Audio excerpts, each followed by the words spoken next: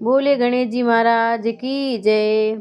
मार्गशीर्ष मास की संकटी चतुर्थी की प्रमाणिक व्रत कथा जानिए। किस गणेश जी की पूजा किस रीति से करें। पार्वती जी ने गणेश जी से पूछा कि अगहन कृष्ण चतुर्थी संकटा कहलाती है, उस दिन किस गणेश जी की पूजा किस रीति से करनी चाहिए।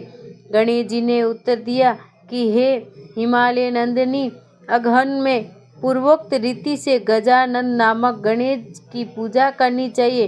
पूजन के बाद अर्घ देना चाहिए। जिस दिन भर व्रत रहकर पूजन के बाद ब्राह्मण को भोजन कराकर जो तिल चावल चीनी और घृत का सांकला बनाकर हवन कराए तो वह अपने शत्रु को वशीभूत कर सकता है। इस संबंध में हम एक प्राचीन इतिहास सुनाते हैं। प्राचीन काल में त्रेता युग में दशरथ नामक एक प्रतापी राजा थे। वे राजा आखेट प्रिय थे। एक बार अनजाने में ही उन्होंने एक श्रवण कुमार नामक ब्राह्मण का आखेट में वध कर दिया। उस ब्राह्मण के अंधे माँ बाप ने राजा को श्राप दिया कि जिस प्रकार हम लोग पुत्र शोक में मर रहे हैं, उसी भांति तुम्हारा भी पुत्र शोक में मरण होगा। इससे राजा को बहुत चिंता हुई। उन्होंने पुत्रेष्ट यज्ञ कराया। फलस्वरूप जगदीश्वर ने राम रूप में अवतार लिया। भगवती लक्ष्मी जानकी के रूप में अवतरित हुई। पिता की आज्ञा पाकर भगवान राम सीता और लक्ष्मण सहित वन को गए, जहाँ उन्होंने खरदूषण आदि अनेक राक्षस व राक्षसियों का वध किया।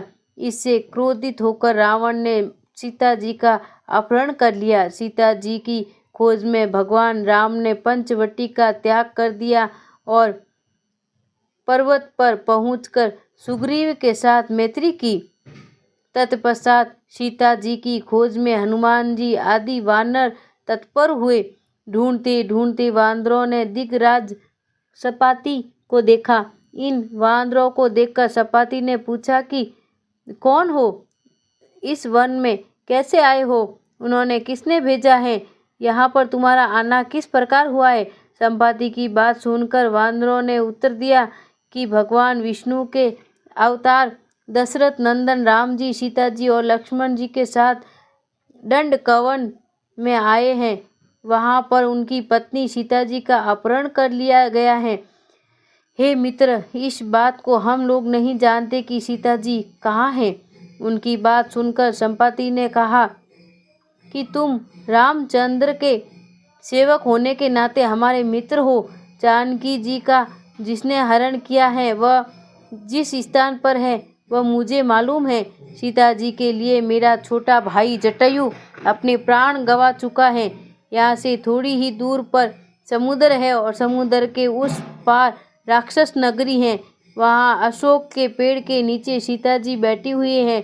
रावण द्वारा अपहरण सीता जी अभी भी मुझे दिखाई दे रही है। मैं आपसे सत्य कह रहा हूँ कि सभी वानरों में हनुमान जी अत्यंत पराक्रमशाली, अंत उन्हें वहां जाना चाहिए। केवल हनुमान जी ही अपने पराक्रम से समुद्र लांघ सकते हैं, अन्य कोई इस कार्य को करने में समर्थ नहीं है। संपाति की बात सुनकर हनुमान जी ने पूछा, हे संपाति, इस विशाल समुद्र को मैं किस प्रकार पार कर सकता हूँ। जब हमारे सब वानर उस पार जाने में असमर्थ हैं, तो मैं ही अकेला कैसे पार जा सकता हूँ। हनुमान जी की बात सुनकर संपाति ने उत्तर दिया कि हे मित्र, आप संकट नाशक गणेश चतुर्थी का व्रत कीजिए। उस व्रत के प्रभाव से आप समुद्र को क्षण भर में पार कर लोगे। संपाति के आदेश से संकट चतुर्थी के उत्तम व्रत को हनुमान जी ने किया। हे देवी, इसके प्रभाव से हनुमान जी क्षण भर में समुद्र को लांघ गए। इस लोक में उनके समान सुखदायक कोई दूसरा व्रत नहीं है। श्री कृष्ण जी कहते हैं कि महाराज युधिष्ठिर, आप भी इस व्रत को कीजिए। इस व्रत के प्रभाव से आप क्षण भर में अपने शत्रुओं को जीतकर संपूर्ण राज्य के अधिकारी बनोगे। भगवान कृष्ण का वचन सुनकर युधिष्ठिर ने गणेश चतुर्थी का व्रत किया। इस व्रत के प्रभाव से वे अपने शत्रुओं को जीतकर राज्य के अधिकारी बन गए। मार्गशीर्ष मास गणेश चतुर्थी व्रत पूजा विधि। प्रातःकाल उठकर नित्य कर्म से निवृत्त हो शुद्ध होकर स्वस्थ वस्त्र धारण कर ले।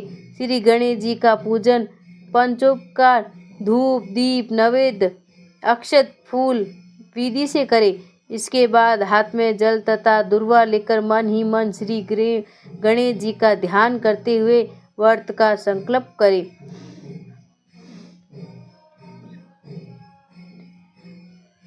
जब कलश में जल भर उसमें थोड़ा गंगा जल मिलाए, कलश में दुर्वा सिक्के साबुत हल्दी रखे। उसके बाद लाल कपड़े से कलश का मुंह बांध दे। कलश पर गणेश जी का प्रतिमा स्थापित करे। दूसरे दिन श्री गणेश जी के मंत्र का स्तवन करे। संध्या को दोबारा स्नान कर शुद्ध हो जाए। श्री गणेश जी के सामने सभी पूजन सामग्री के साथ बैठ जाए। विधि विधान से गणेश जी का पूजन करे। वस्त्र परिवर्तित करे। नैवेद्य के रूप में 10 लड्डू अर्पित करे। चंद्रमा के उदय होने पर चंद्रमा जी का पूजा व अर्पण करे। इसके बाद गणेश चतुर्थी की कथा सुने अथवा सुनाए। जो चावल चीनी तिल व घी से हवन करे। तत्पश्चात गणेश जी की आरती करे। 5 लड्डू प्रसाद के रूप में बांट दे और शेष 5 अगले दिन ब्राह्मण को दान में दे दे। बोलो गणेश जी महाराज की जय।